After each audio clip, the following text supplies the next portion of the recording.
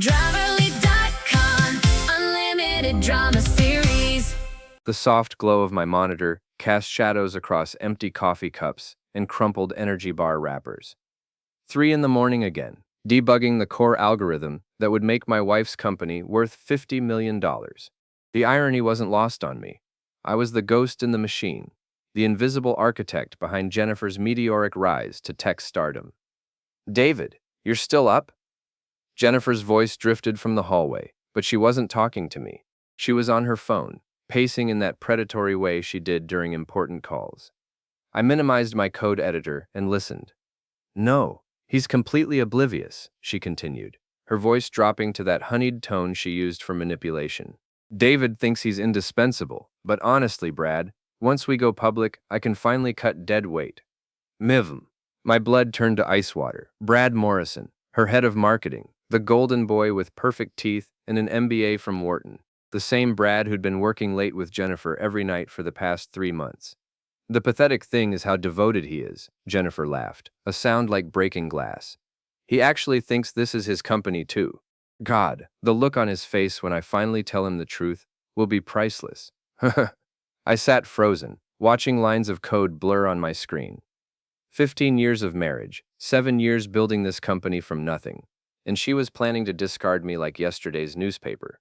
"My brother thinks I should have dumped David years ago," she continued. "Richard was right. I should have listened to him from the start. David's just beneath us, you know? Blue-collar background, community college degree. I don't know what I was thinking." Richard, her entitled, trust fund brother, who'd made my life hell since day one. The same Richard who'd convinced our mutual friends that I was holding Jennifer back, that she deserved better than a code monkey like me. "Meet me at the office in 20 minutes, Jennifer purred into the phone. "I want to celebrate on David's desk. He'll never know." The call ended. I heard her heels clicking toward the bedroom, probably to change into something that cost more than my monthly salary.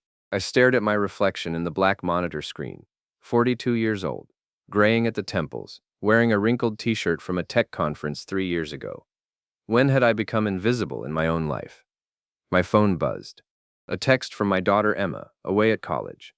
"Dad, Mom says you're having a breakdown. Maybe you should get help before you embarrass the family more." Even my own daughter had turned against me. Richard's poison had spread that far. I opened my laptop and navigated to the company's shared server. If Jennifer wanted to play games, she'd picked the wrong opponent. See, there's something she never understood about being the architect of a system. I had access to everything. The security footage from her office was stored in a folder marked backup_MISC. 3 months of late-night meetings with Brad, right there in high definition. Jennifer bent over my desk, Brad's hands tangled in her hair, both of them laughing about what a fool I was. But that wasn't the real treasure. Hidden in the financial records, I found what I was looking for. Evidence that Jennifer had been systematically removing my name from patents, transferring intellectual property rights to herself, and planning to buy out my shares for pennies on the dollar after the IPO. She'd been planning this betrayal for over a year. I leaned back in my chair, a strange calm settling over me. Jennifer thought she was playing chess while I was playing checkers. She had no idea I'd been watching, learning, preparing for this exact moment. My phone rang. "Jennifer." "David, honey, I'm going to be out late again. Board meeting prep with Brad." Her voice was sugar sweet, the same tone she'd used when we first met. "Of course," I said. "Work hard." "You're the best, baby. Love you." The line went dead. I looked at the evidence spread across my screens. Videos, financial records, email chains discussing my removal from the company. Jennifer had made one crucial mistake. She'd underestimated the man who built the very systems she was trying to use against me. I cracked my knuckles and opened a new terminal window. Time to remind everyone why you never betray the person who holds all the keys. I didn't sleep that night. Instead, I worked with the focused intensity of a man who'd found his purpose. By dawn, I'd copied every relevant file to encrypted drives, documented every instance of Jennifer's betrayal, and crafted a resignation letter that would detonate like a bomb in the middle of her perfect world. At 7 a.m. sharp, I walked into Jennifer's office and placed the letter on her pristine white desk. She wasn't there yet, probably still recovering from her celebration with Brad. I looked around the space that had once felt like ours and felt nothing but cold satisfaction. The letter was simple. Jennifer. Effective immediately, I resigned from all positions at Tech Vanguard Solutions. Per our original partnership agreement and intellectual property contracts, I'm exercising my right to withdraw all code, algorithms, and systems developed under my authorship. You have 72 hours to negotiate a transition, or I'll be forced to pursue legal remedies for hostile work environment and IP theft. Regards, David. I placed my access cards next to the letter and walked out. My phone started ringing at 8:15 a.m.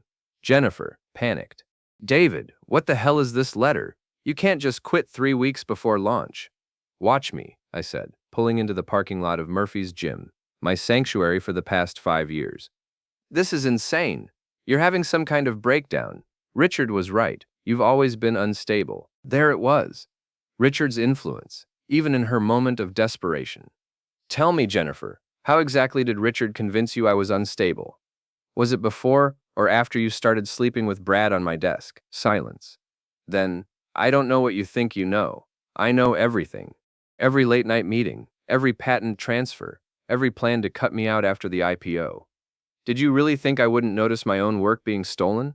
David, let's talk about this rationally. Come to the office. I hung up and walked into the gym. Murphy looked up from behind the counter, a 60-year-old ex-Marine who'd seen every kind of human drama. You look like a man who's finally ready to fight back, he said. Something like that. My phone buzzed constantly. Jennifer, Brad, our lawyer, board members. I ignored them all and spent 2 hours working out my rage on the heavy bag. When I finally checked my messages, the panic was beautiful to witness.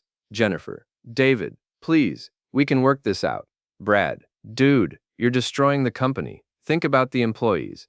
Our lawyer, Patricia. David, call me immediately. This is a legal nightmare. But the most interesting message came from someone unexpected. My old mentee, Kevin Park, a brilliant programmer I'd trained 3 years ago before Jennifer forced him out for budget reasons. Kevin, saw the news about Tech Vanguard's meltdown. Want to grab coffee? I have an interesting proposition. I called him back. David, you magnificent bastard, Kevin laughed. The whole tech scene is buzzing. Jennifer's stock price dropped 30% in 2 hours. Just the beginning, I said. Listen, I've been working on something, a platform that makes your Tech Vanguard algorithm look like a calculator. Want to see it?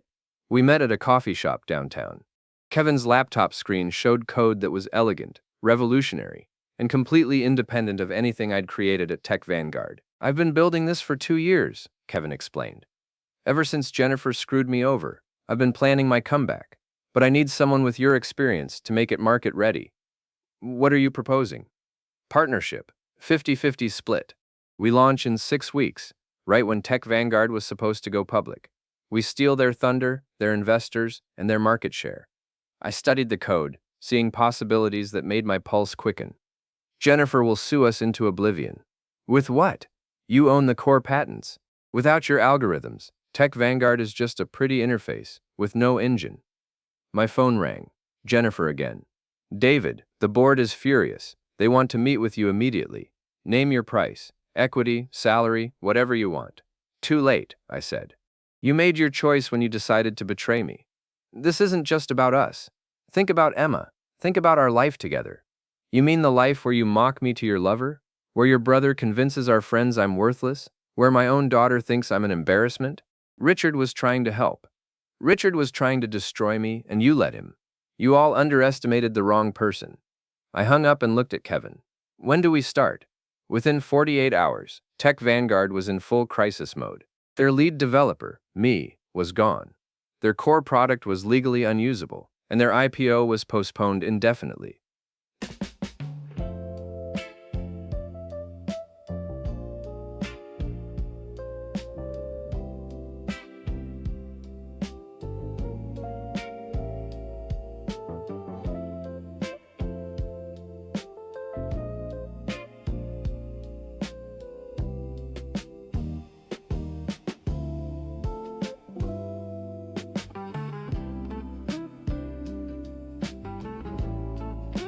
The tech blogs were having a field day.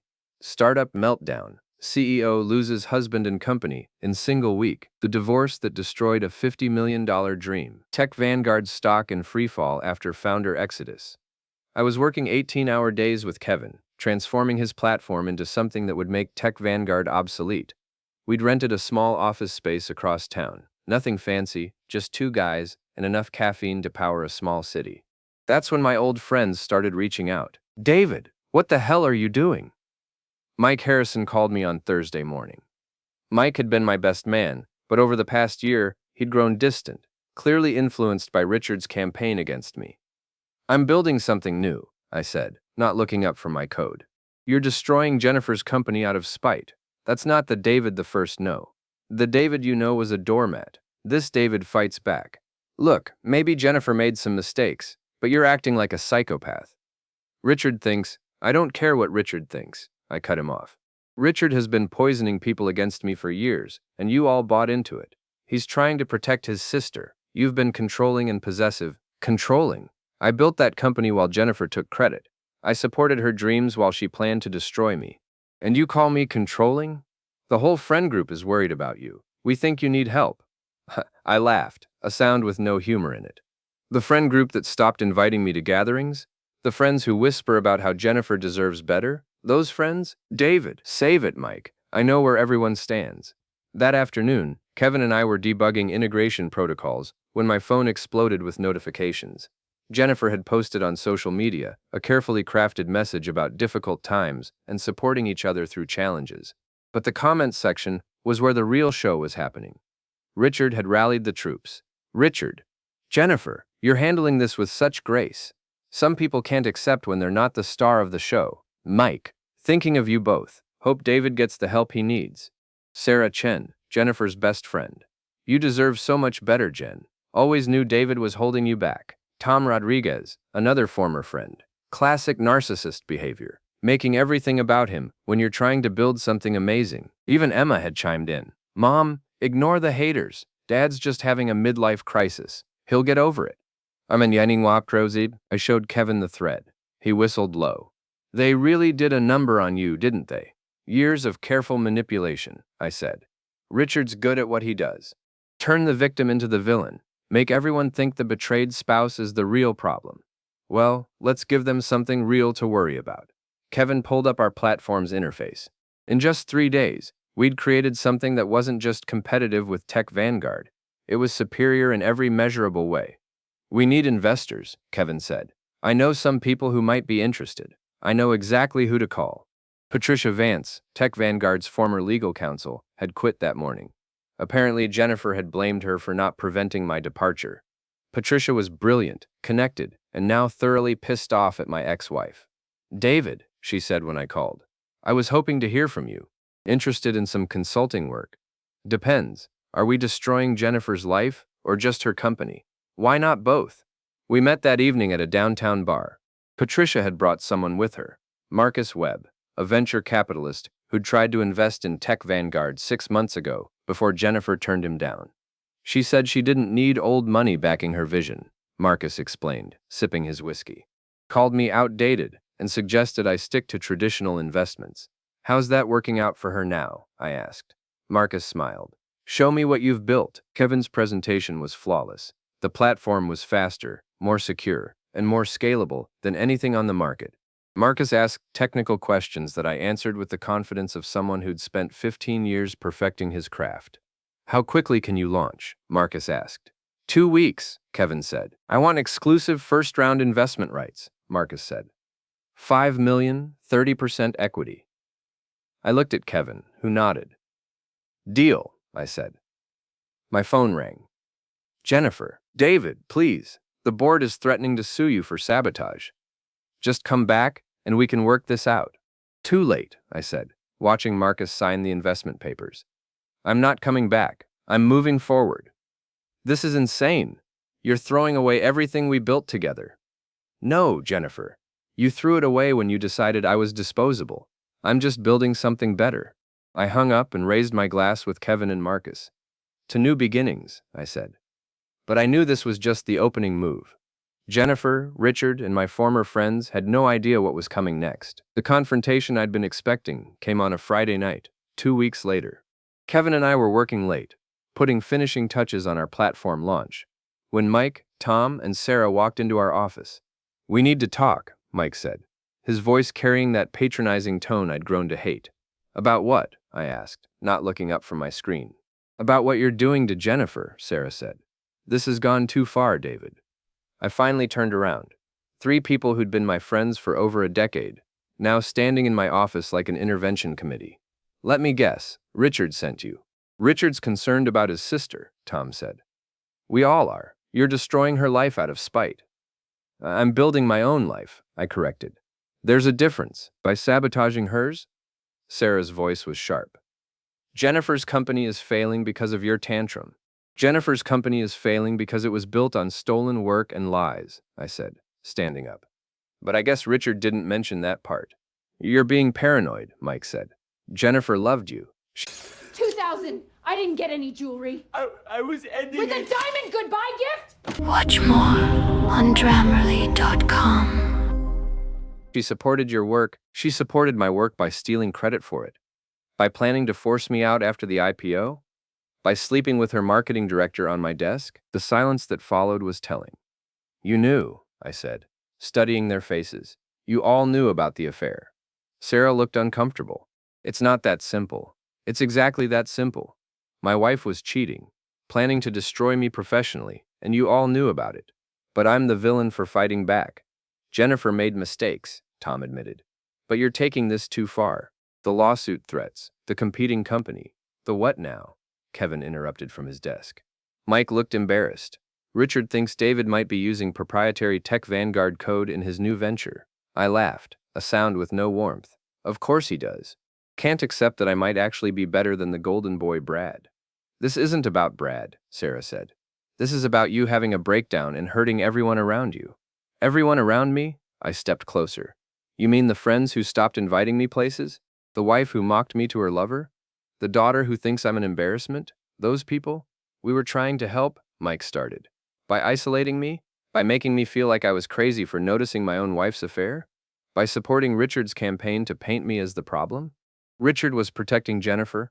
Richard was manipulating all of you, and you were too blind to see it. The tension in the room was thick enough to cut. These people had been my friends, my support system, my chosen family. Now they stood before me like strangers. David, Sarah said softly, we want to help you. But you need to stop this war against Jennifer. It's not healthy. You know it's not healthy? I said, my voice rising. 15 years of being treated like I'm lucky to be married to Jennifer. 15 years of Richard's snide comments about my background, my education, my worth. 15 years of being made to feel grateful for scraps from my own life. That's not, Tom began. It's exactly how it was. I slammed my hand on the desk. And you all enabled it. Every gathering where Richard made jokes about my blue-collar roots. Every time Jennifer dismissed my contributions as just technical stuff. Every time you nodded along like I should be grateful for the abuse. Kevin had stopped working, watching the confrontation with fascination. We never meant, Mike said weakly. You never meant to show me how little you all thought of me. Mission failed. Sarah's composure cracked. Fine. You want the truth? Jennifer was unhappy, David. She felt trapped, held back by someone who couldn't match her ambition. Richard was right. You two were never compatible. There it is, I said quietly. The truth finally comes out. She tried to make it work, Sarah continued. But you were content being small, being ordinary. Jennifer needed someone who could match her drive. Someone like Brad? I asked. Someone who understood her world, Tom said. Look, David, you're a good guy, but Jennifer operates on a different level. The level where you steal your husband's work and mock him to your lover? She made mistakes, Mike said. But she's trying to build something important. You're trying to tear it down out of jealousy. I looked at these 3 people who'd known me for years, who'd eaten at my table, who'd celebrated my successes and mourned my failures. They saw me as the villain in this story. Get out, I said quietly. David, Sarah started. Get out, I roared. All of you. Get out of my office. Get out of my life, and tell Richard that his little intervention failed. They left without another word. Kevin waited until the door closed before speaking. Well, that was enlightening. They really believe I'm the bad guy, I said, sinking into my chair. Of course they do. Jennifer and Richard have been crafting that narrative for years. You were just too close to see it. I stared at the door where my former friends had exited. I gave them 15 years of loyalty, and they gave you 15 years of conditional friendship, Kevin said. The condition being that you stay in your assigned role. Jennifer's grateful husband who knows his place. My phone buzzed. A text from Jennifer. The friend's intervention didn't work. Last chance, David. Come home, and we can fix this. I showed Kevin the message. What are you going to tell her? He asked. I typed back. I am home. This office, this work, this life I'm building. This is home. You made your choice. Now live with the consequences. Then I blocked her number. Ready to launch this thing? I asked Kevin. Let's burn their world down, he replied. Launch day arrived like Christmas morning for revenge-minded ex-husbands. Kevin and I had worked around the clock for 3 weeks, and our platform, which we'd named Phoenix Solutions, was ready to rise from the ashes of my former life. The tech conference where we'd chosen to unveil Phoenix was the same venue where Jennifer had planned to announce Tech Vanguard's IPO. The irony was delicious. Nervous? Kevin asked as we set up our booth. Excited, I corrected, watching Jennifer's booth across the hall. She was there with Brad, both of them looking haggard and desperate. Tech Vanguard's display was impressive, all flash and polish, hiding the fact that their core product was legally unusable. Marcus had arranged for tech journalists to attend our presentation. Word was already spreading through the conference that the Tech Vanguard founder had something new to show. At noon, Jennifer approached our booth. She looked older than her 39 years, stress etched in lines around her eyes. David, we need to talk. No, we don't, I said, not looking up from my laptop. Please, 5 minutes. I glanced at Kevin, who shrugged. Fine, 5 minutes. We walked to a quiet corner of the conference hall. This has to stop, Jennifer said. You're destroying both of us. I'm building something new. You're the one being destroyed. David, I know I made mistakes. Mistakes? I laughed. Jennifer, you systematically planned to steal my work, remove me from the company, and humiliate me publicly. Those aren't mistakes. That's strategy. I never wanted to hurt you. You wanted to discard me. There's a difference. She looked around the conference hall, at the journalists gathering near our booth, at the investors who were pointedly avoiding Tech Vanguard's display. What do you want? She asked quietly. Money? Equity? I'll give you whatever you need to make this stop. I don't want anything from you, Jennifer. I want you to understand what it feels like to be disposable. I never thought you were disposable. You called me dead weight. I heard you. Her face went pale. You were listening to my phone calls? I was working late in my own home office when you decided to discuss your plans to destroy me. Did you really think I wouldn't find out? David, that conversation was taken out of context. The context was you planning my professional execution while sleeping with Brad. What context makes that acceptable? Jennifer looked desperate now, cornered. Richard said you'd try to manipulate me with guilt, and there it is, Richard's voice, even now. Tell me, Jennifer, when did you stop thinking for yourself? Richard was protecting me. Richard was using you to destroy me, and you were too blinded by your own ambition to see it. I started walking back toward our booth. David, wait, she called. What about Emma? She needs both her parents. I stopped. Emma chose her side when she called me an embarrassment. She's an adult. She can live with her choices. You're really going to throw away our entire family? I'm not throwing anything away. I'm finally picking up the pieces of what you destroyed. The presentation began at 2 p.m. Kevin handled the technical demonstration while I told the story. How Phoenix Solutions had emerged from the ashes of betrayal. How we'd built something revolutionary in just 3 weeks. How the future belonged to companies that valued innovation over politics. The response was electric. Investors who'd been courting Tech Vanguard were suddenly very interested in Phoenix. Journalists who'd come to cover Jennifer's comeback were writing about mine instead. During the Q&A, a reporter asked the question I'd been waiting for. Mr. Williams, there are rumors that Phoenix Solutions uses proprietary code from Tech Vanguard. How do you respond? Every line of Phoenix code was written from scratch by Kevin Park and myself, I said. Unlike some companies, we don't steal intellectual property from our founders. The implication was clear. Jennifer, watching from across the hall, looked like she'd been slapped. After the presentation, Marcus approached with 3 other investors. David, we want in. Second round funding, $15 million, for 20% equity.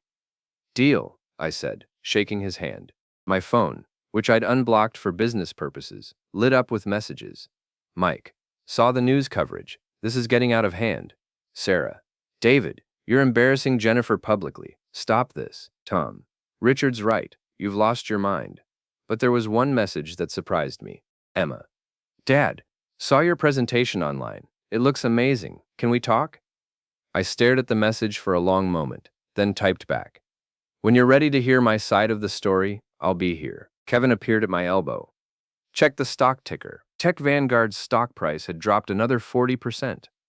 Phoenix Solutions was trending on social media, and Jennifer was nowhere to be seen. Phase 1 complete, I said. What's Phase 2? Kevin asked. I smiled, watching the investors and journalists still clustered around our booth. Phase 2 is where we stop just surviving and start thriving. But first, I had one more message to send. I found Richard's contact and typed. Your sister's company is finished. Your manipulation campaign failed. I'm not the weak man you thought you could destroy. Enjoy watching me succeed. Then I blocked his number too. The war was over. I'd won. But the best part, this wasn't even my final move. 6 months later, Phoenix Solutions had grown from a 2-man operation to a 50-employee company, with offices in 3 cities. We'd secured major contracts that Tech Vanguard had been pursuing, hired away their best talent, and become the darling of the tech investment community. Jennifer's company had declared bankruptcy 2 weeks earlier. I was reviewing quarterly reports when Patricia knocked on my office door. David, you have visitors. Jennifer walked in, followed by Richard. Both looked like they'd aged years in the past 6 months. Hello, Jennifer. Richard. I didn't stand up or offer them seats. David, Jennifer began, her voice smaller than I'd ever heard it. We need your help. No, you don't. You need a miracle, and I'm fresh out. Richard stepped forward, his usual arrogance replaced by desperation. Look, David, I know we've had our differences. Differences, I laughed. Richard, you spent years trying to convince everyone I was worthless. You succeeded so well that my own wife believed it. I was protecting Jennifer. You were feeding your own ego by destroying mine. There's a difference. Jennifer looked around my office. The awards on the walls, the photos of our growing team, the evidence of success built on my own terms. I lost everything, she said quietly. No, I corrected. You threw everything away. There's a difference. I know I hurt you, but I'm asking for help. Not for me, for Emma. I looked up sharply. What about Emma? She's been struggling, Jennifer continued. The divorce, the company failure, the public humiliation. She's having a hard time at school. Emma chose her side, I said. She called me an embarrassment, remember. She was 19 and influenced by, Jennifer glanced at Richard, by people who didn't understand the situation. People like you? Jennifer nodded, tears in her eyes. I was wrong, David, about everything. I let ambition and Richard's poison turn me into someone I don't recognize. And now that you've lost everything, you want forgiveness? I want to make amends. I studied my ex-wife, this woman who'd shared my bed for 15 years while planning my destruction. She looked broken, defeated, genuinely remorseful. What exactly are you asking for? A job, she said simply. For both of us. We'll take anything, junior positions, whatever you have available. The audacity was breathtaking. Richard shifted uncomfortably, clearly hating every second of this humiliation. You want to work for me? I asked. We're good at what we do, Jennifer said. The company failed because of personal issues, not professional incompetence. The company failed because you built it on stolen work and betrayal. I know, and I'm sorry. I leaned back in my chair, considering. Jennifer and Richard, working for me. The poetic justice was almost too perfect. No, I said finally. Jennifer's face crumpled. David, please. I said no to hiring you. But I have a different offer. I opened my desk drawer and pulled out a check I'd written that morning, knowing this moment would come eventually. $50,000, I said, placing it on the desk. Enough to get you both back on your feet, find new jobs, start over. Jennifer stared at the check. Why? Because I'm not you. I don't destroy people for sport. Richard looked suspicious. What's the catch? No catch. Take the money, disappear from my life, and we're even. That's it? Jennifer asked. That's it, but understand, this is the last time we speak. You made your choices, I made mine. This check closes the book on 15 years of marriage. Jennifer reached for the check with shaking hands. Thank you. Don't thank me. Thank the man you married, not the one you tried to destroy. They left without another word. I watched through my office window as they walked to their car. Jennifer clutching the check, Richard looking like he'd swallowed poison. My phone buzzed. A text from Emma. "Dad, can I come see you this weekend? I have some things to say," I typed back. "Of course. I'll pick you up at the airport." Kevin appeared in my doorway. "How'd it go?" "Better than expected," I said. "They're gone for good. And Emma? Emma's coming home." Kevin grinned. "So what's next for Phoenix Solutions?" I looked out at the city skyline, at the empire I'd built from the ashes of betrayal. Jennifer was right about one thing. I had been content being small, being ordinary. But she'd forced me to become something more. "Next we go global," I said. "I'm thinking about opening offices in London and Tokyo." "Ambitious. I learned from the best," I said. "Jennifer taught me that if you're going to dream, dream big." She just never imagined I'd dream bigger than her. My computer chimed with an email notification. Another potential client. Another opportunity to grow the company that existed because my wife had tried to destroy me. I smiled and opened the message. The future was bright, and it belonged entirely to me.